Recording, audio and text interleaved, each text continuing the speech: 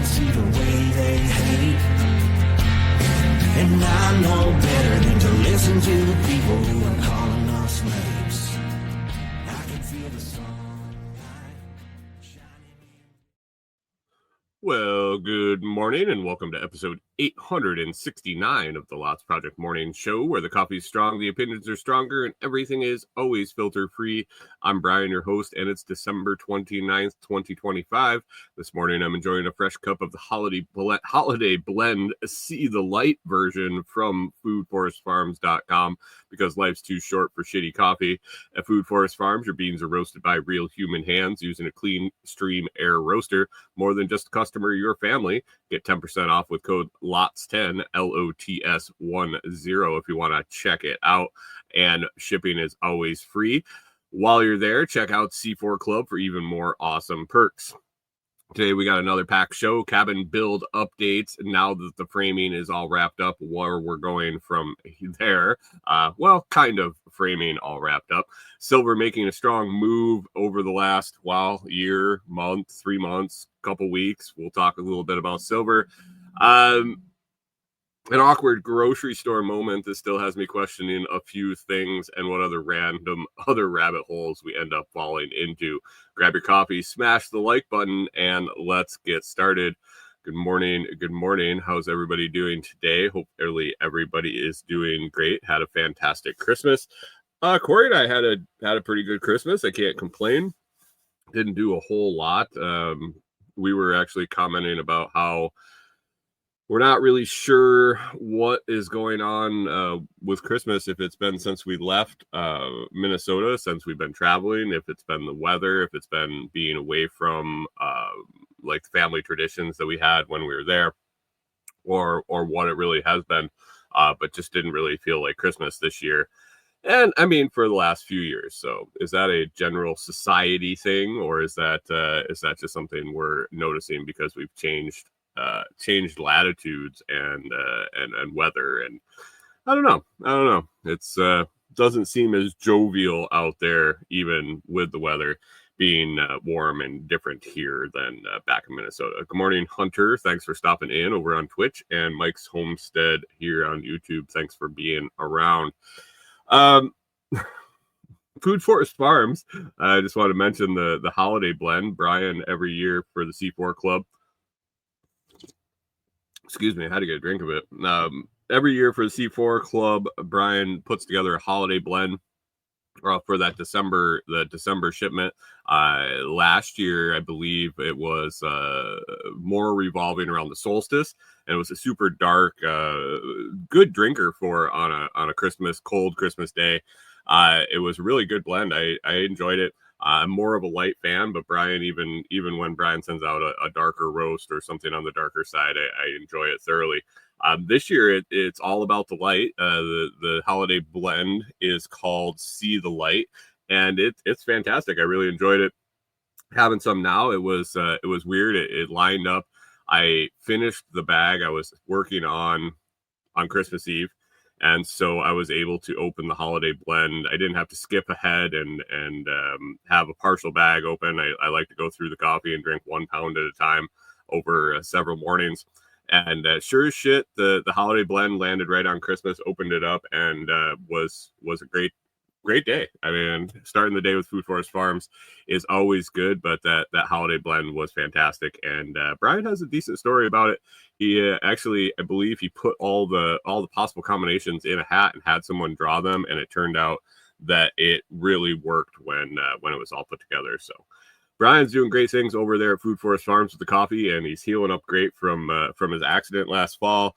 Give him a shout and check out some of his coffee at foodforestfarms.com. He'd be happy to know that I sent you, and use code LOTS10, LOTS10 for 10% off if you want to try some awesome coffee. Foodforestfarms.com. I'm gonna have a couple more sips of this holiday See the Light blend. It's good. It's good. Bitcoin guessing game. I gotta go back to last week. I had must have been a Monday morning brain fart, and it might end up happening again today. But last week had a little trouble doing math. Even had my calculator out and still couldn't do math. I think I said that the folks were about $1 apart. It was much more than that. More like I don't know what it ended up being. It was more than $1, and I did not give the winner the right or the proper winner their due. It looks like here I got it. Canadian Farmstead ended up winning by like $80 last week, and I don't know. I came up with they were $1 apart. They were $80 apart. I gave Mona the win, and Canadian Farmstead actually won. But thank God, you don't win anything, so it worked out fine. Let's get to that the Bitcoin contest for this week and see what's happening. Bitcoin contest price 606. Man, 606 is about the time. 606, 607 is about the time we do this every week. But Bitcoin price 607, we got 87,268. 87,268. I'm going to write that down so when it changes,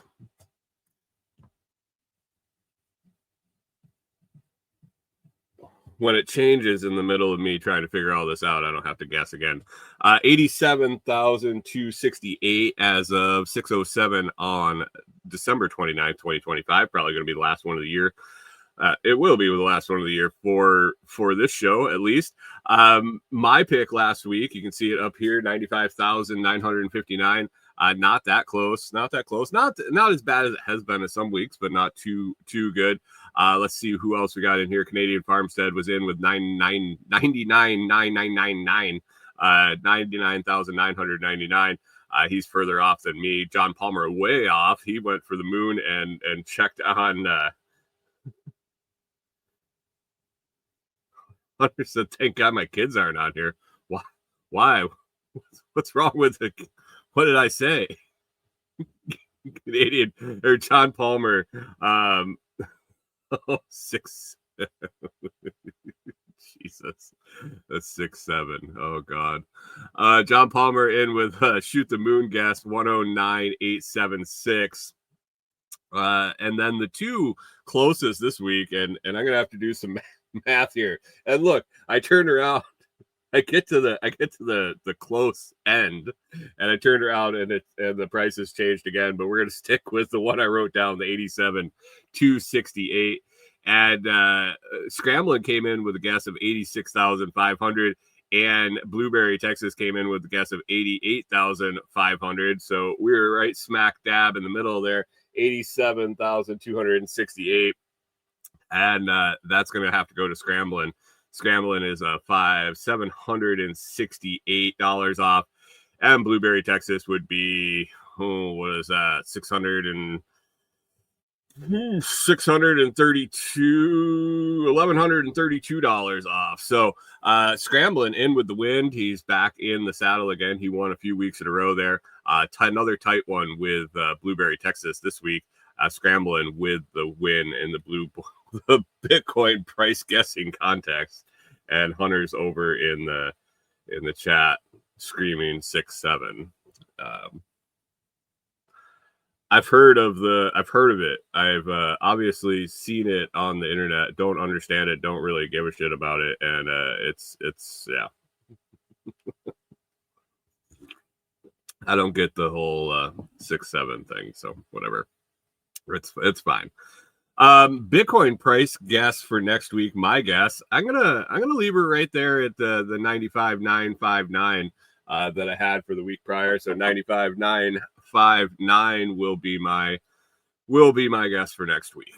So if you want to join the Bitcoin guessing contest and not win anything, you can head over to the Telegram chat at t.me/LotsChat. That's t.me/LOTSCHAT Lots Chat. Hit the pinned message and you'll be able to reply to that and guess for next week. I'm saying that the price on, let me see that date next Monday will be January 5th, 2026. January 5th, 2026. We will do this all again. So Bitcoin guessing contest.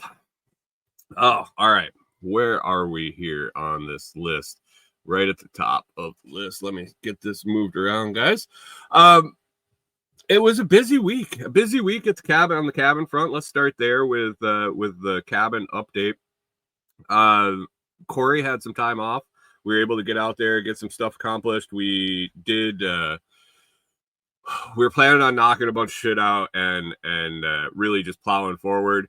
As we got moving, we had some days where we took it a little slower. We had some days where we stayed home, and on Christmas we ended up staying home and doing some FaceTime with nieces and nephews and things like that, and just relax for a day. Corey has been working her ass off at work, and just wanted to and I was pulling her out to the cabin every minute she had off. Every day she had off, we were getting up like it was a normal work day, heading out there.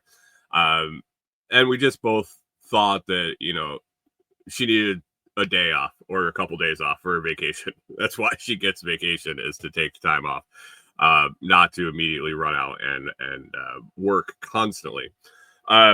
So we did a good mix of getting some stuff done. We set a couple targets before the vacation, and then after it started, we kind of reevaluated, and then also got to a point where I was actually looking into making a supply list to pick up at Lowe's for the next phase, putting the windows in, and ended up down a rabbit hole and reading some stuff, and kind of changed my mind how I wanted to do things. Basically, where the windows will sit in the installation. It's kind of tough to describe verbally, and that's a reason why we're tomorrow we're actually going to go to the metal provider, the people that we bought the materials from and contracted the roof install through. We're going to take a trip over there in person and kind of proceed with the next step and talk to them a little bit about it. But that kind of changed. We were going to pump the brakes a little bit. We're going to talk more about metal, talk about the installation of the metal. We're going to go hopefully get a quote on the material and them doing the install of the metal, see where it works financially, if it makes sense for them to do it super fast instead of us learning all the steps and how to do it. So we're going to go talk to them tomorrow. So we had a hard stop. Corey had to work today. We had a few days to finish up the 2x6 framing. I said in the intro that the framing was done, but it basically all the 2x6 framing is done. Still have to get up and face frame the trusses and to be able to attach some wall covering to that on the inside. But as far as the main framing for installation of windows and doors, that is all installed. And so we wrapped that up. We got a lot of the measurements, ended up getting all the measurements of where the windows are set and how high they're set, and a basic idea of kind of how we want to do the metal as far as of colors and trim and things like that. So tomorrow we are taking the morning, and we're going to go over and talk to the gentleman about this new rabbit hole I went down on installing the windows and what will work best, and see if that works with the trim that's available for trimming them out on the cabin. So basically, they're going to be a little recessed, about 1.5 inches recessed more than what I had originally planned. And basically, I was reading about sill flashing tape, and ended up on a forum where somebody asked a question and somebody answered the question and some more people explained it, and it really clicked and made sense. But it went opposite to what I had read previously and had already planned on everything. So it kind of threw a little loop in things, and just want to check in with the professional on the metal side and see how things work out and if this will be a good way to go. So ran into one little hiccup as we were finishing a couple of the end walls. We were rolling along pretty smooth, and we went to slide one of the framed up walls into the end, and it didn't quite fit. I don't know if it was a cutting error, a measuring error or what ended up happening, but reset. Basically didn't have to rebuild the whole thing. Was able to kind of pull it apart enough to trim it and get it to fit and get it to go back in. But it was a frustrating moment when we constructed the whole wall, lifted it up, and went to slide it in, and it was just a little too big to fit in. So other than that, everything went pretty smooth. By the time we had knocked out 2 or 3 different sections, the different shapes and framing windows and framing doors, it all kind of got routine, especially on the rectangular shaped sections were pretty straightforward. So that was good. I'm happy to have that done. Once we get confirmation on the windows, I got to grab some scaffolding. I'm borrowing from somebody else that has property out there. They got a bunch of scaffolding, which will help immensely with installing our windows, which they're about 7 foot off the ground, the bottom of the windows. Since we hung the floor up with a crawl space under it, and then put the windows at a normal height when you're standing on the deck, standing on the floor, that ends up putting the windows quite a bit up in the air from the outside. So installing those from the outside on a ladder would have been interesting, let's say, with Corey and I. But with the scaffolding, it should help quite a bit to have a solid surface to jump up on and stand on and work on. So gonna get that all set up and get moving on that, and a couple other steps there coming up too. So moving along. We were hoping to be when we first got the roof up, we'd hoped to have been in by basically Wednesday. I think New Year's Day, Thursday. I don't know, is that Thursday, Wednesday, whatever it is. That was kind of a target date. We did end up in quite a bit of a delay with a couple of different factors. One was weather and getting things installed and getting people in and out of the road, getting materials delivered, and the road itself. So did have quite a bit of delays in there. I'm not surprised we didn't hit that January 1st number, but plug it along, and we'll see how things go, and probably get another estimate out there soon. But just making it happen. We're into winter here, so it's one of those things. We were hoping to be out of the camper by winter, but that's not going to happen. So we're going to just plug along and get out of here when we can. Yeah, other than that, things just going along. Road is holding up well after the road work. We've been in and out. We've had a lot of damp, wet, rainy days, and we've been able to get in and out no problem. So that's exciting. Yeah, not much more than that on the cabin update front. Hopefully next Monday we'll have quite a bit of progress to talk about. Corey's working today, and then she is off until next Monday. So got a long week to get out there and get some stuff done. So moving forward at a steady pace is all we can ask. Let's see what else. Last couple days, if you want to get in on that Blockstream Jade 21% sale, I believe that it is going until the first of the year. So you got 3 more days, Monday, Tuesday, Wednesday, to get in on that. Cool thing about that Blockstream sale over at store.blockstream.com is it's automatically 21% off site-wide. They have that already installed, but if you use code The Lost Project, you get another 10% off on top of that 21. So basically, you're getting double discounts. So you're looking to pick up a hardware wallet and you don't have one, and you're going to pick one up in any time in the near future. This is your chance. This is going to be the best deal you're going to get for quite a while. I don't know if they're going to run another sale like this anytime soon, but with the double stacking, the 21% off and the 10% off, you got 3 days. Pick one up today. Jade hardware wallet, Jade Plus hardware wallet. You can't beat the price. 21% off, and then another 10 with code The Lots Project. You can hit that store.blockstream.com, or you can head down into the video description or the audio description, or pretty much anywhere I have that link set up. thelotsproject.com. You can find it all over that, and just click on that link and go pick yourself up a great Bitcoin hardware wallet. That's a little story about last week. So Corey and I go grocery shopping pretty routinely on Wednesday evenings.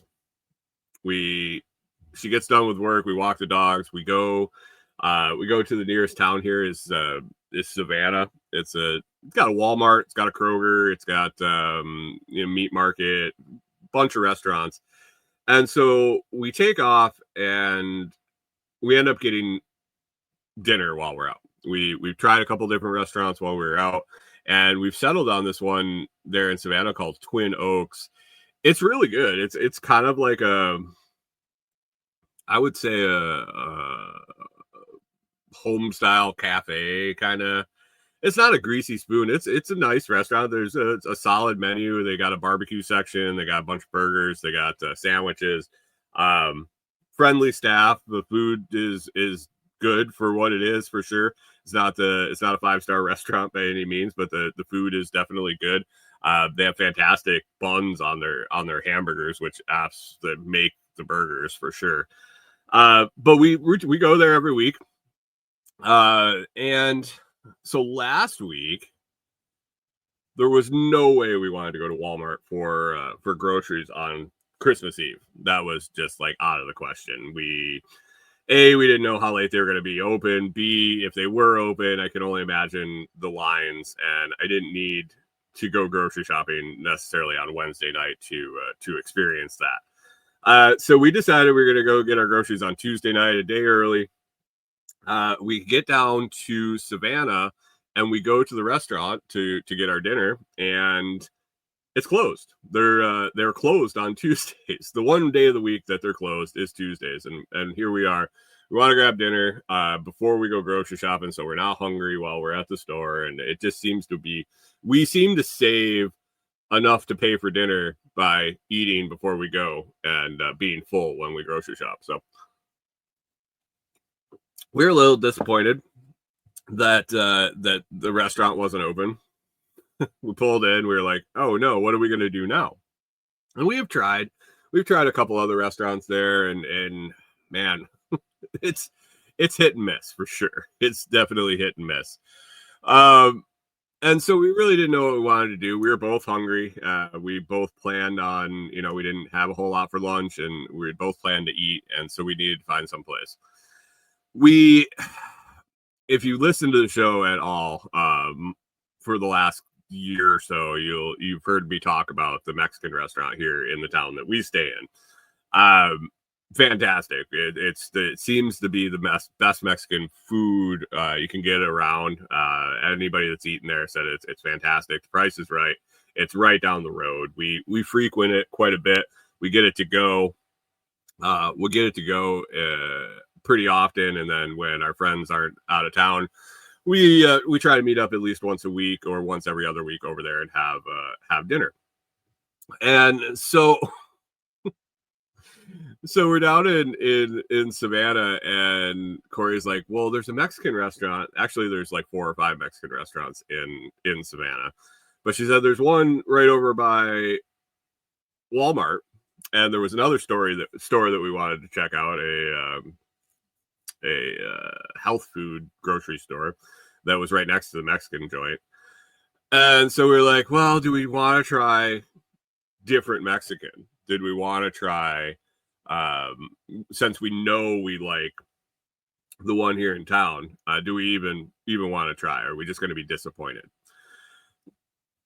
And the place is always packed. The parking lot for this place is always packed. It seems like people seem to like it, so we decided we're gonna pop in there. We're gonna give it a try, and if it's a one-time deal, it's a one-time deal. We'll be back to going to our normal place this week, or maybe next week, because I don't know if we're gonna go on New Year's Eve.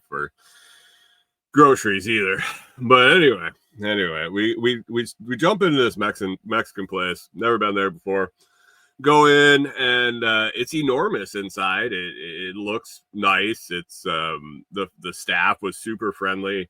Food was okay. It wasn't I don't think it was on par with the place here in town.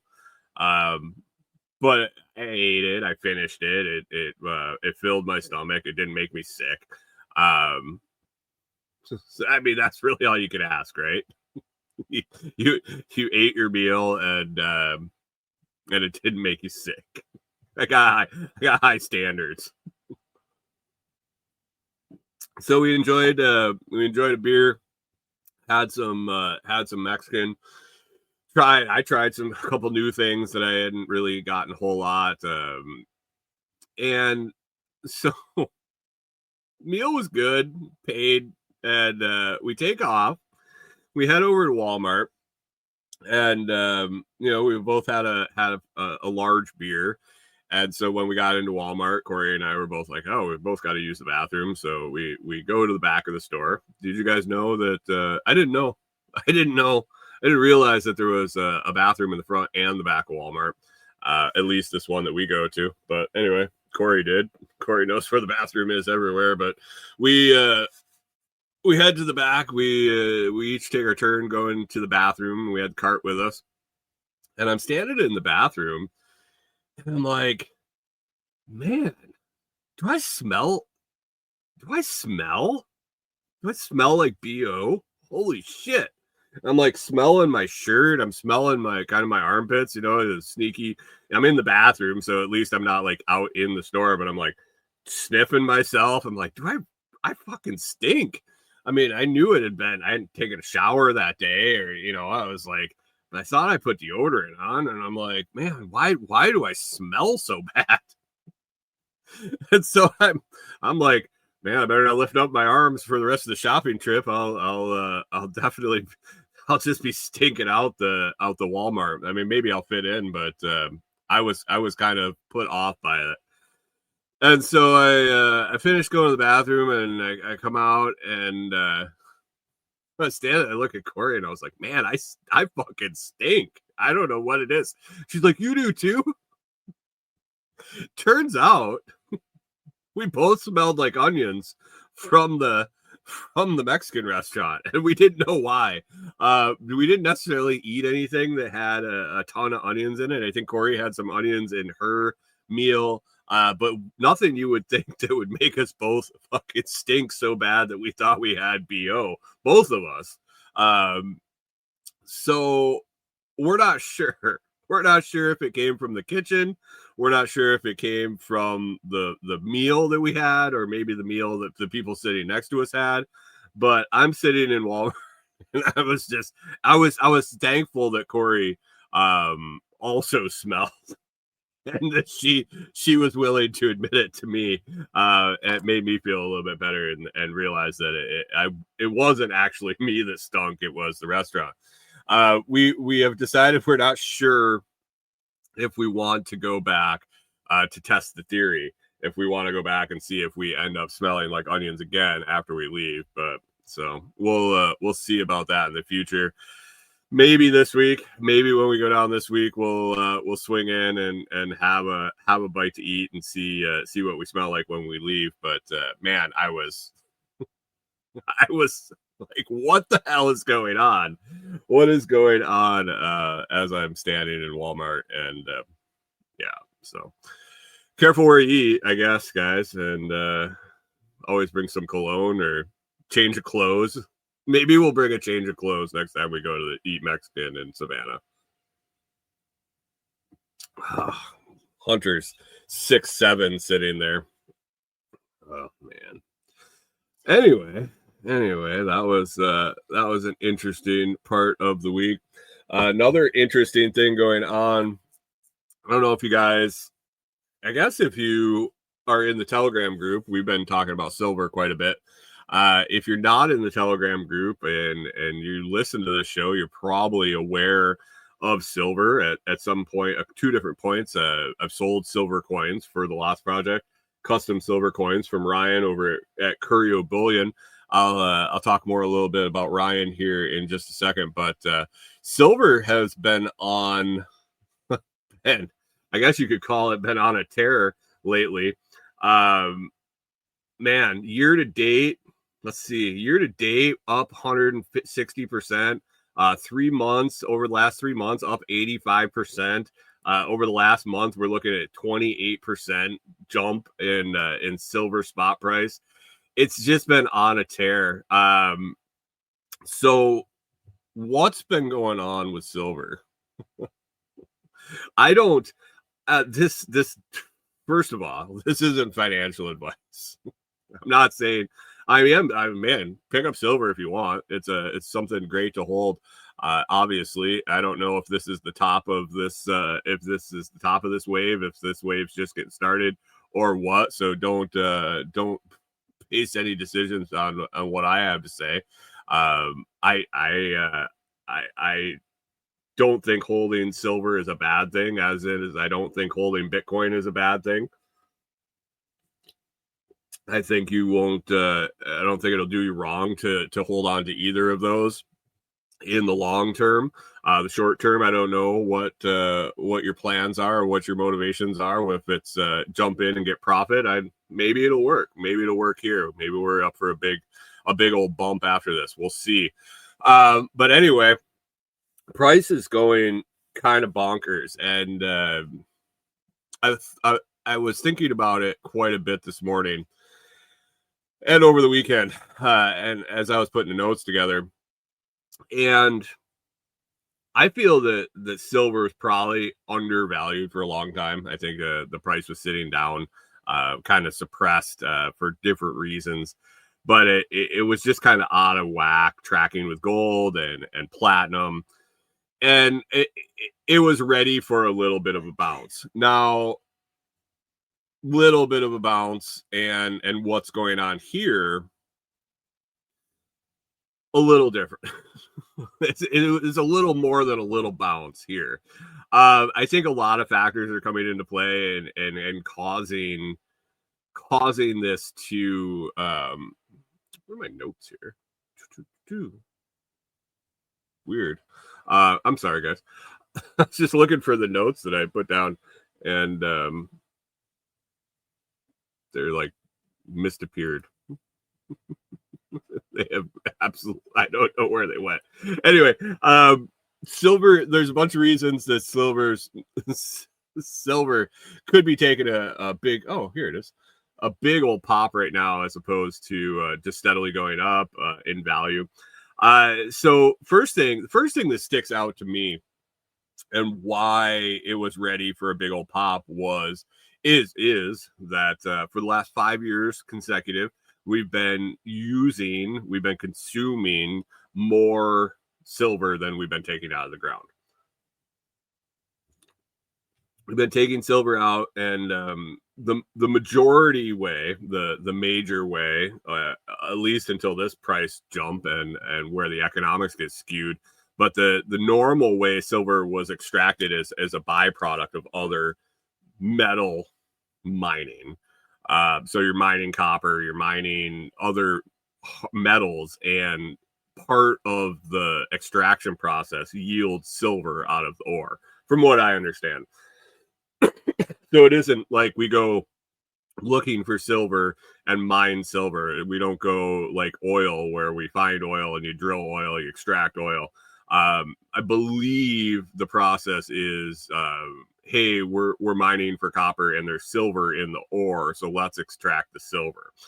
Now, when prices of the metal go kind of bonkers, and you see this, and I experienced it with oil at a startup I worked for. Your processes are all based on what you can either buy the commodity for or sell the commodity for once you have it. So if you're mining silver, and for every ounce you get there, you're going to get $20. You're limited in the infrastructure and things you're going to set up depending on how much you can extract there. But once the price jumps to, say, $100 an ounce, you're way more willing to try to go after that metal, because every ounce you pull out, you're getting 5 times what you were before. So that opens the door for a lot of extraction processes, and it opens the door for possibly targeting silver at that point, and not as a byproduct, but as a main metal that they're trying to extract. This is all things that I'm paralleling to the oil. We were producing synthetic crude oil, so our price that we could sell our end product was related to the price of a barrel of oil. And when the price of barrel oil crashed, it didn't make our process economically viable because our inputs were more than we could get for our outputs. And that's kind of where our business kind of went downhill. So silver is kind of going the opposite direction, where there's more money in silver if you're extracting it. So what that causes, does that cause a mining boom? Does that cause more exploration? Does that cause better processes, more efficient processes that cost more, but now the yield and the price is stabilizing these new extraction methods? I don't know. But currently, as of now, with the current methods and where the price was, we were at a deficit for the last 5 years. So basically, there's a pile of silver that's already extracted, and we're eating into that a little at a time because we're consuming more than we're the new stuff. So that's going to weigh on the price. That's going to give you a shift. And I can't believe, well, I mean, I can believe it's, I would have thought that would have affected price before this. But anyway, regardless, supplies are diminishing. Samsung has announced, I believe last week, they officially announced it. It's been chatted about for quite a while. But they've come up with a new silver-based battery technology. Appears that the battery both holds more charge and charges faster with the silver-based battery technology. What this means is a lot more silver demand. So that's going to brush the price up. So the fact that we were already upside down on consumption, we're using more than we're producing, and now another large product coming online soon really puts the squeeze on where's the silver. There's also a lot to be said about paper silver versus actual assets. So people buying and holding silver. I don't have any sitting around here, but like a silver coin, you have it in your hand. You can also buy silver ETFs. You can buy silver on paper. And a lot of the times, that's not actually there. It's a shell game. And when prices start to get all wonky like this, people start wanting their silver. I have this ticket for a pound of silver that I've been holding on, and now I want you to deliver on my silver. I want my pound of silver. It sends people scrambling to find that silver. Not people, the company that's holding your paper silver. So people are calling that in. China announced that, I believe it's at the beginning of the year, so in a couple days, they're really clamping down exports of silver. They are, I believe I read that they are the biggest producer of silver in the world, and they're going to stop exporting it, likely due to the possible uses in the silver battery technology that Samsung's developing. So there's that. There's also a series of squeeze plays and price manipulations and all sorts of shit going on. My Facebook feed is absolutely just packed with silver posts. And as I read them, the people that are posting them aren't bad. They're some of them I think are spot on. Some I think have valid theories, and others are just absolutely bonkers. but they're pretty easy to tell in the post itself. The really interesting thing is reading the comments. And obviously they're feeding me Facebook posts that have a bunch of comments. They're seeing me, Facebook seeing me get into the comments and start reading the comments. And man, holy shit. If you want, I posted in the Telegram group yesterday, I think, or the day before, if you want to tie your brain in a knot, if you want to see some people doing some mental gymnastics, find a couple silver posts on Facebook, whether you got to search silver, whatever you got to do. But pop on Facebook and click on the comments and read the comments on some of these silver posts. If you think I don't have any fucking idea what I'm talking about when it comes to silver, you should read some of these messages. But anyway, over the weekend, silver popped up over $80. Discrepancies in the market times opening. I believe it was referred to as a gap up. Basically, when one market's price is skewed from the other markets, it'll do a correction, I believe, is how I understand it. But a couple pops this weekend, up over $80 an ounce, and then I think it settled back down this morning before market open here. Yeah, we're sitting at about $76 silver.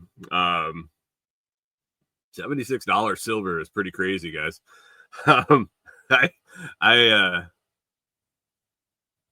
Yeah, I mean, what did I say the year to date was? 186%. So the price of silver a year ago, first of the year, $31. Beginning of last year, $31. Sunday, December 1st. That was December 1st, January 1st. Sorry, guys. January 1st, $29.14 for an ounce of silver. And now we're sitting at pushing 80.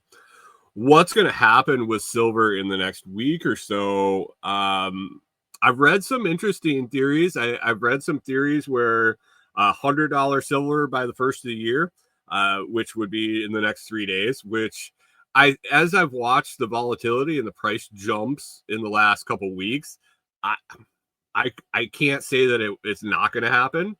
Is it unlikely? In my opinion, yeah. By the end of the week, could we jump $25 in 5 days? More likely than first of the year, but who knows? People get screwy end of the year, taking profits, things like that. Maybe we take a big jump or a big pullback. I see a lot of people screaming that this is the top. This is the top of this run. That there's going to be a huge pullback. Completely possible. Completely possible. Like I said, if you're going to go dump a bunch of money into silver right now, definitely do your due diligence and know what you're doing. Because at any minute it could pull back. Where do I see it? I'm thinking probably $100 by the end of the week. And Q1 will tell the story. I think we're gonna ride. I don't think we're gonna have a pullback before the end of the year. And it could moonshot. Who knows? I'm not really in the market buying silver right now. I'm definitely not selling. There are quite a few people taking profits, which isn't a bad thing. It's never a bad thing to take your profits, and just depending on where you're going to put it. But if you're holding on to silver as a hard asset, as something to hedge inflation, to have in an emergency, because silver is spendable. And if that's the case, just hold on to it, and enjoy the ride. Looks like there was tornadoes yesterday. Tornadoes in Illinois yesterday. Sorry, I just got a big update across my screen. Why I'm randomly getting tornado updates in Illinois from last night, I'm not sure, but thanks, computer. Thank you, computer. Anyway, silver, it's yeah, I don't know. I don't know what's gonna happen. I don't know. I wish I did. So anyway, if you're looking to pick up some silver, that's the other thing I want to talk about. My friend Ryan over at Curio Bullion. If you listen to the show, if you've been around for quite a while, you remember that um, I sold silver coins a couple times. Sold a couple rounds of one. You got one 1 ounce coin and 1/2 ounce coin. They had Hunter says, how are they going to do gold and silver as tender? How is who going to do it? That's I would say that silver would be a tender a form of legal will it be legal tender at that point? Well, how is Texas going to do it? I don't really know. I look at gold as gold and silver. I look at silver as spendable when I need to, and it's not going to really matter at that point if it's legal tender or not. Hunter says scales everywhere. Maybe that's how it used to work, or you had a standardized. So junk silver. If people want to trade in silver and they don't want scales around, they could accept junk silver, which the classification of junk silver would be like the U.S. currency that actually contains silver. So old quarters, old dimes, like I think it's pre-1964 quarters, mercury dimes, those things have set contents as silver. So I don't have my list here, and I don't have it off the top of my head, but there's a set amount of silver in, say, a 1950 quarter. I believe it's at 90% silver. So that is a standardized amount. You could have a list of, these quarters are X amount of grams and times the spot price minus 10% or whatever your conversion is. There's a standard amount of silver in these coins already. Beyond that, yeah, I mean, my coins came with a certificate of authenticity for each coin that verified, hey, I'm the guy that made it. Ryan over at Curio Bullion said, hey, I'm the guy that made it. I verify that this is 999 silver. It's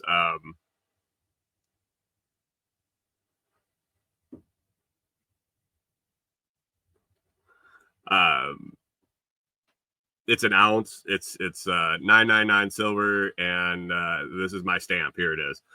So I could hopefully, in a situation where I needed to spend that or wanted to spend that, someone could accept that as an ounce or a half an ounce. Mike Somstead says, so you're saying the only real fiat is junk? I mean, so Ryan, what I was going to say is, here you go, Hunter. Ryan over at Curio Bullion, I'm going to put these pictures up here. Oh, it's only going to let me do one at a time. He, with the price jump, is focusing on some new products. Let me see if these even show up, if it's big enough to show. These are the new, I believe these are the new ones. Ryan over at Curio is doing gram coins, buttons. What did he call them? 1 gram rounds. Weird. 1 gram rounds. He had 22 different designs.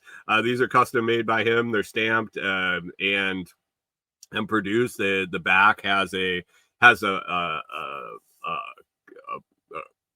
Minters. I don't know what the stamp, his stamp, and it comes with a COA. These are 1 gram little tokens, and right now he's selling them for $4.40 a piece. So as the price fluctuates, if you had a stack of these 1 grams, that would be as equivalent of just like having a penny or having a $4 coin at this point. I guess at spot right now, 28 grams per ounce. So it's $4.40 a piece. It has a little premium built in. It's custom art piece on top of it. But anyway, that is a way that you could use that as legal tender. Now, if somebody accepting that wants to verify that it's a gram or an ounce or a half an ounce or how much it weighs, if it's real, then I believe that would be on the person that is taking it as payment to verify that they're getting what they want. How does that system work in a barter system? I don't know. I think you just it works. it because it has to at that point. People will figure out how to take junk silver. People will figure out how to take bullion rounds, golden eagles, silver eagles, 1 ounce coins, half ounce coins, 2 ounce blocks. There's a variety of forms that you can buy bullion if you're stacking silver, beyond just picking up junk silver from the U.S. currency. And so there's a lot of different forms that it can take. But I think you'll see standardized first on junk silver, and then into verifiable rounds like silver eagles and things like that. So how does that work? That's how I think it will probably work. My view on silver is if I'm spending it, we're not really worrying about if it's legal tender or what it is. It's hey, I got some silver and you got something I need. Let's strike a deal. Yeah. So Ryan, again, he's got these buttons. You can check Ryan out at CurioBullion.com. That's CurioBullion, CurioBullion.com. And check out all the stuff he has to offer. The reason I ended up working with Ryan and the reason he ended up making custom coins for me was I initially met him through him selling some 2 ounce silver bars that had some custom art on the top. Introduced through somebody, and I thought the pieces were cool, and I was in the market to buy some silver. I think I had just bought some rounds, and I wanted to kind of diversify, and I thought these were really cool. They both had the artistic value and the silver value behind it. So I picked some up, and then we got talking about his processes, how he makes things, and I said, hey, I wonder if you could make some coins for me, and what that would cost. And once we went through the metrics and figured it out, Toolman Tim's workshop, and I ended up going in on a couple of rounds of silver together and making our own custom coins, which was a really cool process. I enjoyed the design process and working with Ryan and selling those, and I have a big stack of those still in the safe. But if you bought those, if you bought the first round or continued on the second round, let's see. I think even if you bought full price second round, definitely if you bought the first round and got the second round at the same price as the first round, you are in the black on your coins. I think the second round sold for $100 for an ounce and a half. So that would be 60, 30, 70, 35. Yeah, you're just in the black at this point on those custom rounds. So I didn't screw anybody over too bad. If you held on to them now, you're in the black on your silver investment from the coin set. So I think the first one sold. I think the first set was $75. So definitely in the black on that. So only took a couple of years of holding in the safe, and you got your value back. So other than that, yeah, check out Ryan over at Curio Bullion.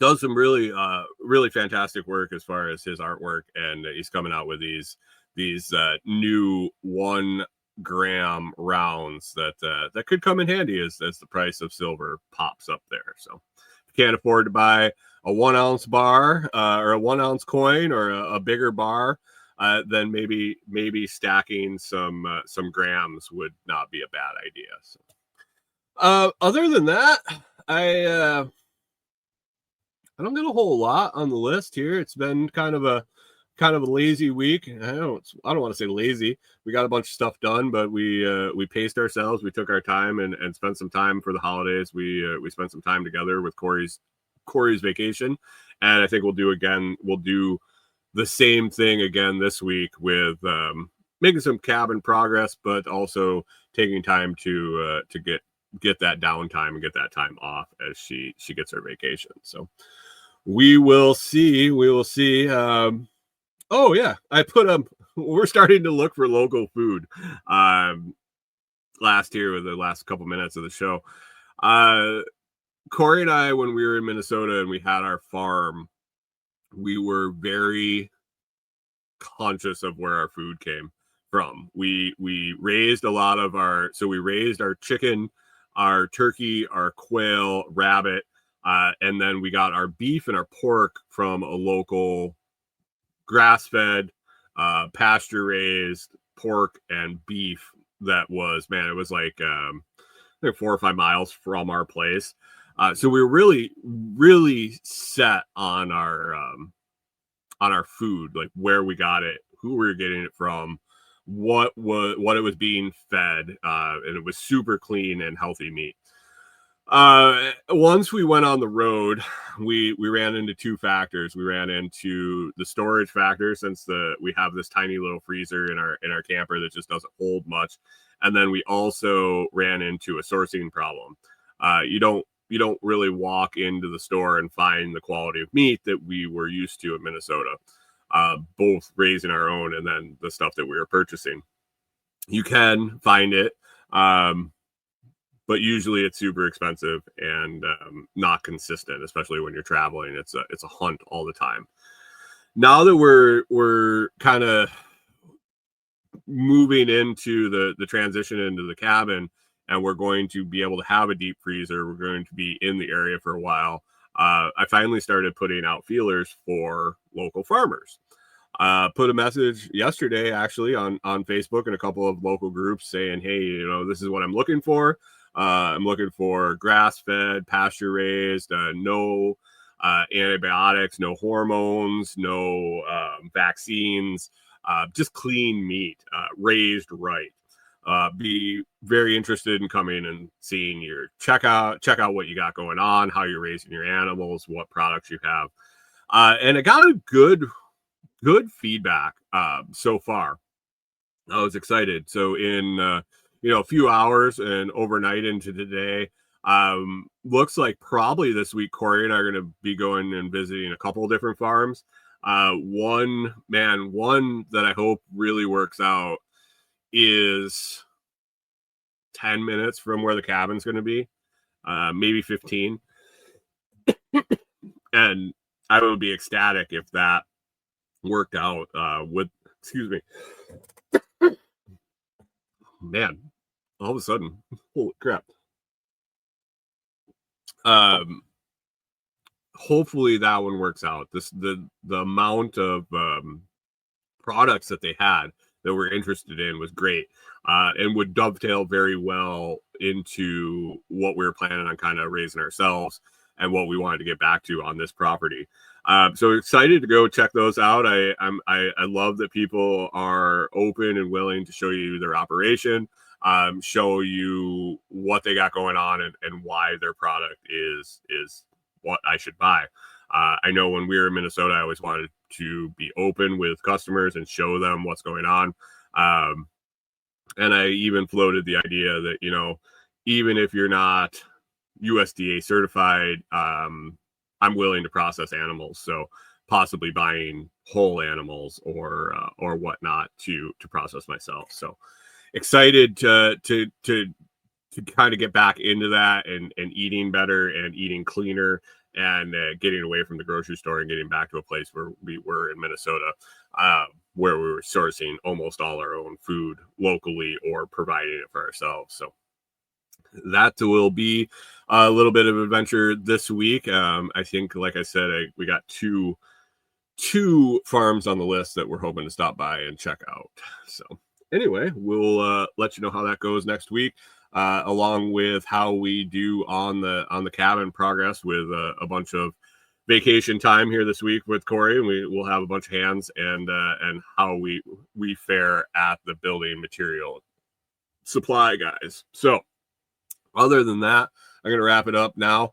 Head out of here and get my day going. I got a busy day as this is Corey's one work day. I got all my weekly stuff, laundry and that all that jazz to get taken care of today so we can spend the rest of the week together. Anyway, hope you have a fantastic week. Hope you have a great new year. Next time we talk to you will be 2026. That'll be interesting.